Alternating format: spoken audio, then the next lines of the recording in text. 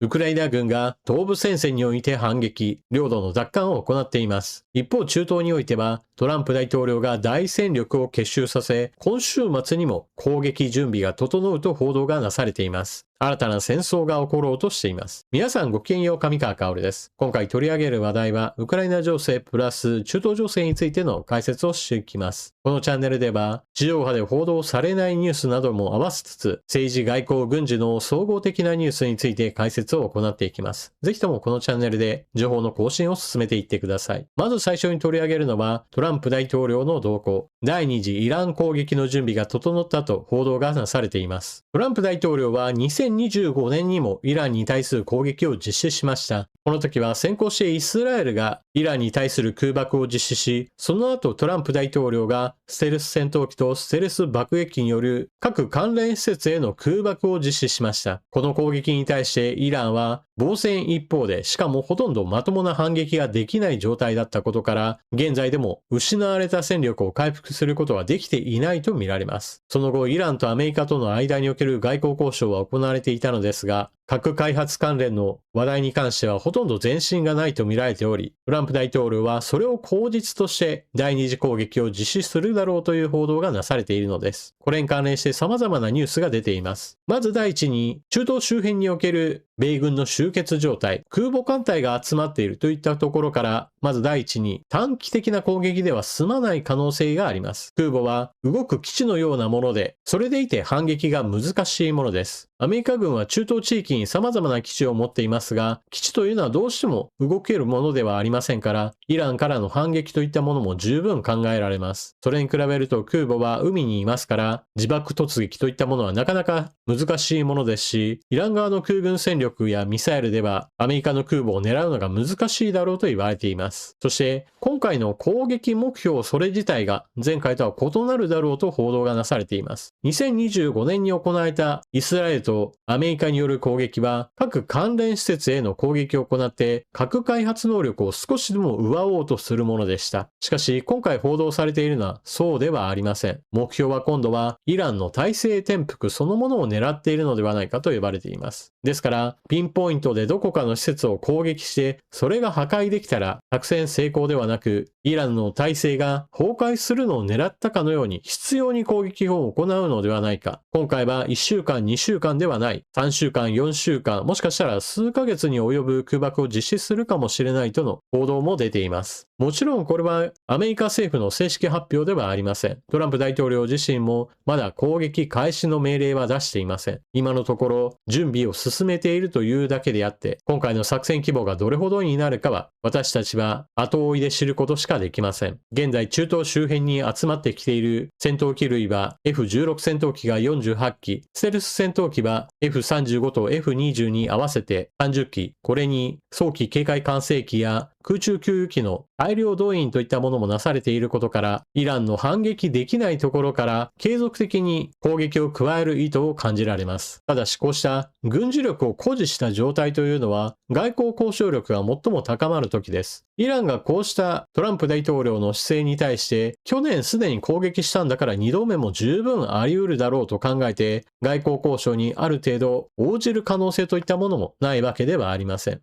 ゼロではないという程度でしょうが、少なくとももう1回やったのだから2回目がありえないと考える方がおかしいでしょう。ましてや去年行われた攻撃ではイラン側の防空体制はズタズタにされましたから、実際に攻撃が実施されたらほとんど抵抗はできないと見られています。イランの整えているレーダーと、そして対空装備、そして空軍力、この3つとも圧倒的にアメリカやイスラエルに劣っています。イランの国産のものと中国やロシア製のものは基本的にはアメリカ製の兵器には全く対抗できないといったことが明らかになっています。もちろんこれら輸入品はそれぞれ本国で使われているものよりもダウングレードされた製品ですから、決して中国本体と同等の性能ではありませんが、何にしても今のイランには攻撃されたら抵抗する術がないというのも事実でしょう。ただし攻撃のその後についてトランプ大統領が考えているかは、かなり疑問視されています。ベネズエラの大統領を捉えて、その後の政権運営に関してアメリカの強い軍事力を背景としてある程度コントロールできているだろうと言われています。一方においてイランにおいてはじゃあ今の政権が崩壊した後、アメリカが何かコントロールできるような勢力があるかと言われれば、そういった勢力はないだろうと見られています。ですから、政権転覆を行うにしても、その後どうなるかについては、全く未知数で、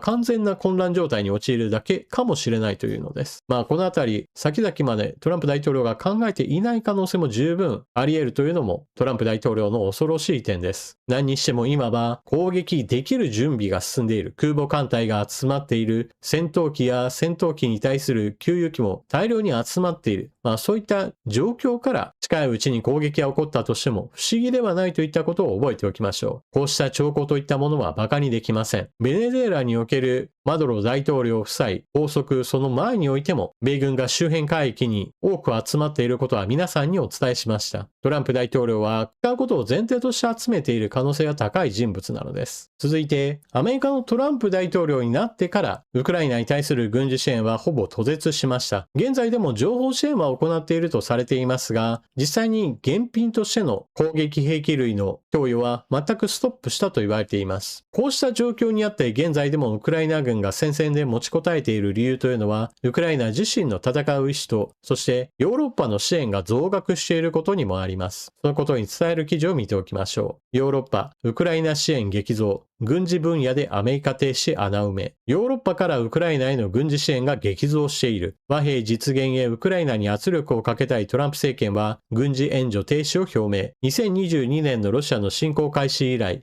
約5兆4900億円を超える規模だった支援の約半分が消えた。ヨーロッパ諸国は支援額を約7割増やして穴を埋めたが、負担増で不満が広がる恐れもある。ドイツのキール世界経済研究所によると、アメリカは24年まで軍事支援に約3兆円前後を拠出してきた。高機動ロケット砲システムハイマースや防空システムパトリオットなどの高性能な米国製兵器はウクライナ軍の柱となってきた。だが、最大援助国だったアメリカは手を引き、ロシアを警戒するヨーロッパは EU 防衛の最前線と位置づけるウクライナへの支援増を迫られた。2025年の拠出額は、それまでの2022年から24年の平均と比べて 67% 増加。最近は厳冬下でロシア軍の空爆による電力施設の破壊が相次ぎ、防空ミサイルの供与も進む。バイデン政権の行っていたウクライナに対する軍事支援はいつも質や量が遅れに遅れてといったような形での軍事支援となっていました。もっと早くあれを提供していればというような場面がたくさんあったわけですが、それでも間違いなく世界最大の支援国でした。ところがトランプ大統領はそうしたバイデン政権によるウクライナ支援を全くの無駄だとして批判の対象とし、アメリカによる軍事支援をやめてしまいました。基本的にアメリカによるウクライナへの軍事支援はもうすでにアメリカ軍内における在庫品であったり、新規発注するにしてもアメリカ企業を優先としていましたから、決してそのお金といったものがドブに捨てられていたわけではありません。アメリカによるウクライナ支援は、結局のところ、アメリカの軍需産業そのものに大きなお金が流れ込んでおり、決してアメリカ以外のところへお金が流れ込んで、誰かが儲けるというような話でもなかったわけです。何にしてもアメリカからの支援が途絶えた以上、それを支えるためにヨーロッパ各国を負担を増加させて対応しています。まだまだアメリカを超えるような状態ではありませんが、少なくとも現状を維持する程度にまでは増額が果たせているというのは、かなりの進歩だと言えるでしょう。だからこそ、ヨーロッパが増額して、トランプ政権も軍事支援を継続することさえできていれば、今よりもはるかにロシア軍に対する打撃を加えることができていたはずです。これが非常に残念でならない状況です。さて、ウクライナの東部戦線における反撃についても解説しておきましょう。以前の動画で解説を行いましたが、アメリカの実業家イーロン・マスク氏率いる企業の中には、衛星通信ネットサービスを提供している会社があります。スターリンクは世界各国で多くの人たちに利用されている地上と通信衛星とを結んでインターネットに接続する仕組みで、ロシア軍もこれを活用していました。基本的には正規のサービスとして利用登録していたものではなく、不正な利用で彼らは軍事利用を行っていました。これをイーロン・マスクが一気にアクセス遮断を図ったことから、ロシアの前線においては通信網がズタズタになるといった状態に陥りました。これに対して現在のところ、通信網の再整備といったものをロシア軍は進めています。ただしそれは非常に危険の伴う任務です。昔ながらの通信線を実際にラインとして引いてくるというのは、それだけでもあちこち地上を走り回らないといけないわけなので、そこをドローンによって襲われる場面も非常に多くなっているというわけです。さらにはそうした問題を少しでも改善しようとして、今度は気球の活用といったものも図られているようです。フォーブスがこのような記事を上げていました。ロシア、スターリンク代替で気球型 5G 中継局を試験。ウクライナは一部方面で反撃。アメリカスペース X の衛星通信サービススターリンクは、ウクライナ政府と協力してロシア軍によるアクセスをブラックリストに登録した。その結果、前線部隊で広範な通信切断が発生。ロシア軍はこれまで指揮系統を通じた上層部への情報伝達や前線部隊への命令のための広域なデジタル接続をスターリンクに依存していた。死活的に重要な通信に支障をきたしたことから、ロシア軍は代替手段の確保に追われている。ロシアメディアはこのほど、高速通信規格 5G に対応した通信中継機器を成層圏に運搬可能な気球型プラットフォーム、名称バラージュの試験打ち上げが行われたと報じた。このシステムは、スターリンクの一時的な代替手段として有望視されている。無人成層圏プラットフォーム、バラージュ1とは、ロシアで開発中の無人成層圏プラットフォームで、高度20から 30km で運用され、最大 100kg の積載物を搭載できるように設計されている。これは、成層圏に浮かぶ気球であり、空力飛行ではなく浮力を利用して上昇対空する。高度調節用の空気式バラストシステムを備えている。高度を変更することで、成層圏の異なる風の層を利用できるため、継続的な推進力がなくても、間接的な操縦や対象地域上空での位置の保持、大まかな軌道に沿った移動が可能になっているという。5G 対応の気球が運用されるようになれば、ロシア軍の前線部隊は後方部隊と通信できるようになり、上層部と前線部隊との連絡も取れるようになるだろう。これまで通信接続の喪失は、ロシア軍にとって深刻な打撃となっている。ロシア軍はトップダウン型の指揮系統に依存しているためである。意思決定の権限は上位の本部や司令部に集中しており、命令は上から下へと流れ、前線部隊の裁量は限られる。通信が妨害されると、こうした意思決定のサイクルは間延びして、部隊間の連携は低下し、戦闘力を迅速に集中させる能力も弱体化する。ウクライナ軍はこの混乱に乗じ、ロシア軍に対して一連の攻撃に乗り出している。ウクライナ軍は東部ハルキウ州、オスキル川西岸で前進、一部地域を奪還したと報じられている。また南部ザポリージャ州でもロシア軍と交戦。局所的ながらもロシア軍の陣地戦を押し戻している。ロシア側はスターリンクの代替手段として様々な選択肢を検討している。理論上スターリンクの代わりになり得る商用衛星サービスは供給が限られており、急いで大規模に調達しようとしてもコストが法外に高くなる。光ファイバーケーブルを敷設するといった解決策もあるが、これには非常に時間がかかるとみられる。また有線ケーブルは位置がほぼ固定され、刻々と変化する前線に柔軟に対応できないため、部隊が前進、または後退する際に使い物にならなくなる可能性もある。今後ロシア軍の通信網が気球の大量生産によって実現されるかはわからないが、この取り組みがうまくいくかどうかは要注目というわけです。現在の戦場において連絡が非常に早くできるかどうかというのはまさに死活問題です。仲間との連携もそうですし、戦闘の場面においては自分たちだけで全てが完結するわけではありません。前線の部隊にしてみれば、遠く後方の支援砲撃をする部隊に連絡をするにしても、どうしても連絡網といったものは必要です。これまでは衛星通信を通じて非常に密に連絡を取れていたものが、それが使えなくなった。じゃあ使えなくなったんだったら携帯電話もあるしというわけにもいきません。民間サービスである携帯電話を使えばそれが傍受されてしまい、相手方に中身が全てバレてしまいます。電波を発している場所そのものも特定され、砲撃の対象となってしまいます。だからこそ今、有線接続の傍受されないような通信網を慌てて再整備する必要が出てきているというわけです。今回のように気球で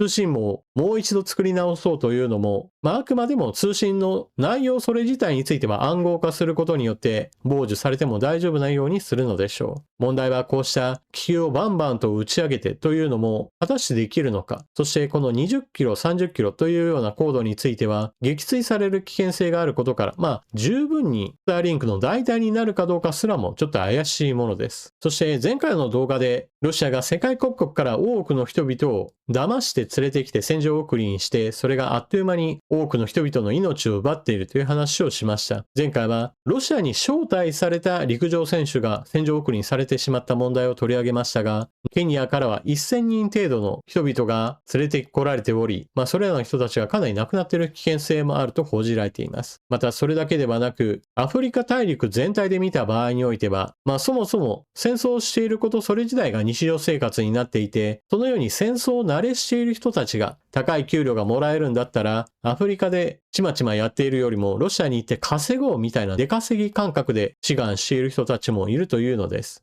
このあたり世界の歪みといったものがかなり現れています。またロシア軍の非道な行いについても報道されています。ロシア軍が人間狩り、子供も女性も老人も殺人ドローンで狙い撃ち、故郷を無人地帯にして奪おうとしている。こちらは読売新聞です。ウクライナを侵略するロシア軍は無人機を使い民間人を狙い撃ちする攻撃も行っている。ウクライナ南部ヘルソンではロシア軍が占領するドニプロ川東岸から操縦訓練の一環としてヘルソンへの攻撃を繰り返しているとされ、その非道な手法は人間狩りと呼ばれている。ほんの一瞬反応が遅れていれば即死していた。ヘルソン出身の農家、ミコラ氏は2月上旬、避難先のキーウで手足に残る傷を見せながら恐怖の瞬間を振り返った。昨年8月下旬の早朝、市場で車に乗り込もうとすると叫び声が聞こえた。ドローンだ。見上げると自分に向かって物体が降ってくる。反射的に身を投げ出したと同時に約1メートル横で爆発が起きた。足は折れ、爆発物の破片を浴びて体は血だらけになっていた。ロシア軍の無人機攻撃では通常、救護に来る人を狙うため、別の無人機がすぐに襲来するか、すでに上空で待ち構えている。自分で行くしかない。窓ガラスが吹き飛んだ車に乗り込み、激痛をこらえて病院まで自力で運転した。病院で同室だった8人は皆、ロシア軍の無人機で襲われ、負傷した住民だった。その病院も入院中に攻撃にあった。友人は路上を歩いているところを無人機で殺害された。長年営んできた川沿いの農地は最も危険な地域となり、近づくことすらできなくなった。今も100以上の小さな破片が体内に残り痛む。子供も女性も老人も動く人間は全て殺している。ミコラ氏は怒りで声を震わせた。ウクライナの南部戦線ドニプロ川を挟んでの戦いにおいては、川を渡ることは非常に危険であり、そうした渡河作戦というのは大規模な軍事力を動員しなければ成し遂げることができません。現在の南部戦線はそのようにして川を挟んで膠着状態にあり、このような膠着状態を利用しつつ、ロシア軍は民間人殺害の攻撃を繰り返しているというわけです。戦争犯罪が日常化することによって、このような事実についても、なかなか地上波では報道してくれなくなりました。ましてや報道したとしても、またかといった具合にして関心が持たれないというのも、これもまた恐ろしいことです。戦争の日常化というのはこのようにして戦争犯罪そのものについて見ている側の感覚も麻痺し、そしてやっている側ももはや隠す気もないほどにこうした行為を日常化させています。ウクライナ側の分析ではこのような民間人攻撃はまずロシア軍の訓練プログラムの一環として組み込まれているのではないかと見ています。こうした民間人殺害を繰り返すことによってドローンオペレーターそのものももはや民間人を殺害することに何の違和感もなく実施できるという意味で